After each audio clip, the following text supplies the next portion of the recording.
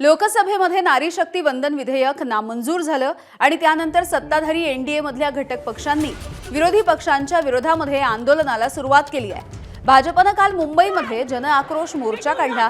वरळीच्या जांभोरी मैदानामधून सुरुवात झालेला हा मोर्चा वरळी डोंगपर्यंत नेण्यात आला।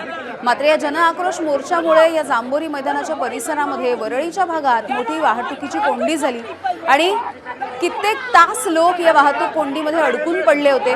त्यामुळे त्यांना इच्छित स्थळी देखील जाता आलं नाही। या वाहतूक कोंडीच्या त्रासामुळे संताप झालेल्या महिलेच्या रागाचा सामना मंत्री गिरीश महाजन यांना करावा लागला। या महिलेने गिरीश महाजन यांच्यावरती प्रश्नांचा भडीमार देखील केला।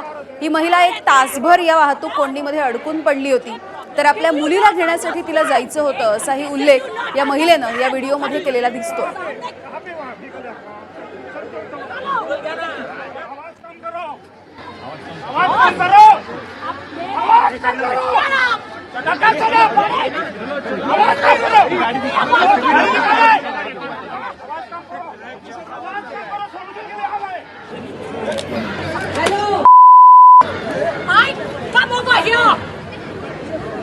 सगळ्यांनी इकडच्या महिलांमध्ये वा, इकडच्या महिलांमध्ये वा, इकडच्या महिलांमध्ये वा, गाडी चलाव। एबीपी माझा, उघडा डोळे बघा नीट।